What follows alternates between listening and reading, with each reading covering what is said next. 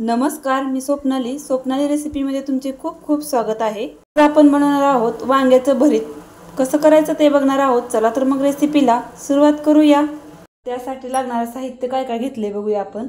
भरीत बनवण्यासाठी इथे घेतलेले आहेत 2 वांगी, एक कांदा चिरून घेतलेला आहे, 7 ते 8 लसूण पाकळ्या घेतलेल्या आहेत, मिरची पावडर घेतले, चवीनुसार मीठ, थोडीशी कोथिंबीर घेतलेली आहे। अगदी कमी साहित्यामध्ये आपण खूप असं छान मस्त असं वांग्याचं भरीत बनवणार आहोत। तर बघा, वांगी तर किडकी वगैरे आहेत का बघून घ्यायची आणि मोठी मोठी वांगी घ्यायची। एवढी अशा आकाराची वांगी घ्यायची। तर मी इथे 2 वांगी घेतलेले आहेत। तर ही वांगी ना आपण आता ह्याला तेल लावून गॅसवर भाजून घेऊया।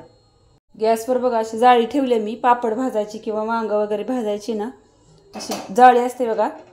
ही जाळी गरम झाली की आपण ह्याच्यावर वांगी ठेवून घ्यायची तेल लावून, आणि दोन्ही बाजूनी चांगली अलटी पलटी करून ना वांगी आपण चांगली खरपूस अशी भाजून घ्यायचे।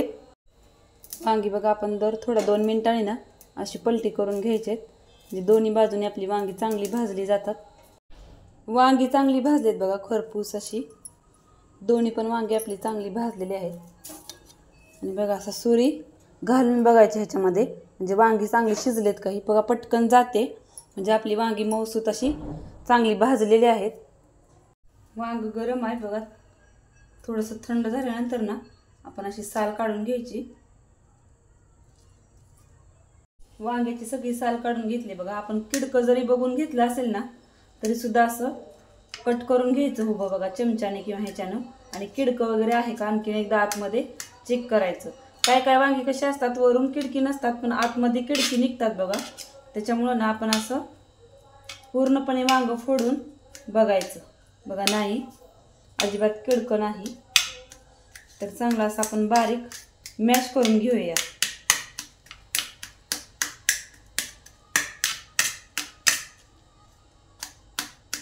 भाजून घेतलेले आहेत आपण, त्याला फोडणी द्यायचे। तर मी ते तव्यामध्येच करणार आहे बघा, लोखंडाच्या तव्यामध्ये खूप छान लागते। लोखंडाच्या तव्यामध्ये खाल्लेलं सुद्धा खूप चांगलं असतं। तेल चांगलं गरम झाले तर ह्याच्यामध्ये 7 ते 8 लसणाच्या पाकळ्या ठेचून घेतलेल्या टाकायचा आहे।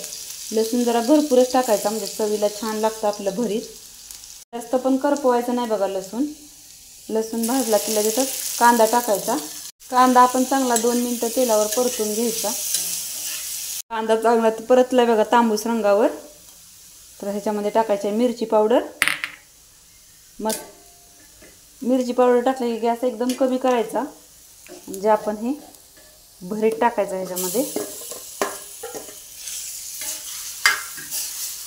चांगलं 1-2 मिनिटं असं परतून घ्यायचं तेलावरच।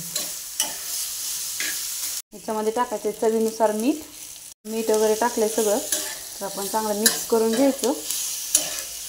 मसाला वगैरे टाकल्यावर अजून 2-3 मिनिटं आपण चांगलं बघा परतून घेतलंय। त्यामध्ये टाकायचे बारीक चिरलेली कोथिंबीर। तर आपलं भरीत खाण्यासाठी तयार झालं आहे। अगदी झटपट आणि कमी साहित्यामध्ये ही रेसिपी होते। तर गॅस आता आपण बंद करून देऊया